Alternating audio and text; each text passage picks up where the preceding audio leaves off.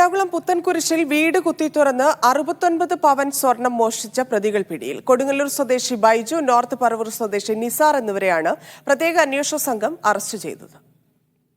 കഴിഞ്ഞ മാസം 27-നാണ് ഇരിപ്പച്ചിറ നണ്ണാൻപറമ്പിൽ രഞ്ജിത്താർ നായരുടെ വീട്ടിൽ മോഷണം നടന്നത്. വീട്ടിൽ ആരുമില്ലാത്ത സമയത്ത് മുകളിലത്തെ വാതിൽ കുത്തിത്തുറന്നാണ് പ്രതികൾ അകത്ത് കടന്നത്. പിന്നാലെ അലമാരിയിൽ സൂക്ഷിച്ചിരുന്ന 69 പവൻ മോഷ്ടിച്ച് കടന്നുകളഞ്ഞു.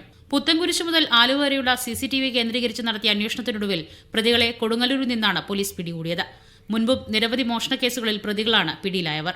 ആലുവ റൂറൽ SP-യുടെ മേൽനോട്ടത്തിൽ പുത്തൻകുരിശ് DYSP A നിഷാദ് മോന്റെ നേതൃത്വത്തിലുള്ള പ്രത്യേക സംഘമാണ് കേസ് അന്വേഷിച്ചത്. നമ്മുടെ സയന്റിഫിക് എക്സ്പെർട്സ് കുറെ നല്ല ക്ലൂ കിട്ടിയിട്ടുണ്ടായിരുന്നു. പിന്നെ നിരവധി CCTV ക്യാമറാസ് മീൻസ് പുത്തൻ ക്രൂസ് മുതൽ ആലുവ വരെ ഒരു ടീം സ്ഥിരമായിട്ട് IP പുത്തൻ ക്രൂസിൻ്റെ നേതൃത്വത്തിൽ വളരെ നല്ല രീതിയിൽ വളരെ ശാസ്ത്രീയമായിട്ടുള്ള രീതിയിൽ ഇൻവെസ്റ്റിഗേഷൻ നടത്തിയിരുന്നു. അതുകൊണ്ടാണ് ഒരു ആഴ്ചയിലൊക്കെ തന്നെ അത്ര നല്ല ക്യാച്ച് കിട്ടിയിട്ടുണ്ടായിരുന്നു. 48 പവൻ സ്വർണം പ്രതികളിൽ നിന്ന് കണ്ടെത്തിയിട്ടുണ്ട്. തെളിവെടുപ്പിനിടയിൽ മോഷണത്തിന് ഉപയോഗിച്ച ആയുധങ്ങളും പോലീസ് പിടിച്ചെടുത്തു. മീഡിയ 1 കൊച്ചി.